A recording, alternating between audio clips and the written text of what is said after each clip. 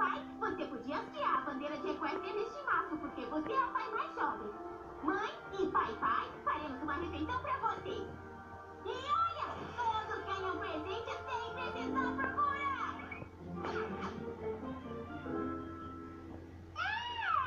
Isso vai ser legal. Tudo o que ela disse, né? Né, pessoal? Fica Mina Diane Pai. Com certeza não concordais com essa loucura.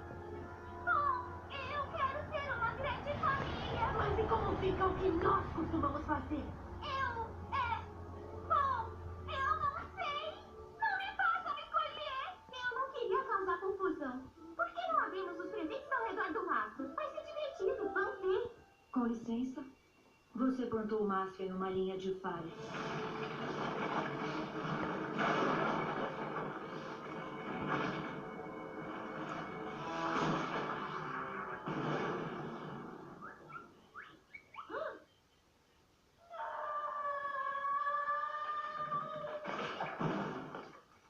Ai, caramba.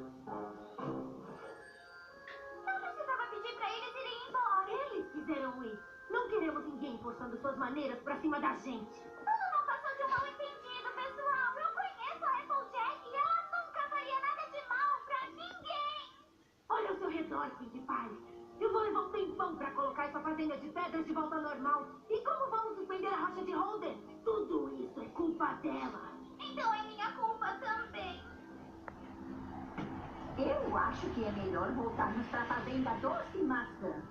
Quem sabe com o tempo seremos amigos de novo. Mas por enquanto é melhor darmos um pouco de espaço para eles. Eu gostaria de não precisar disso.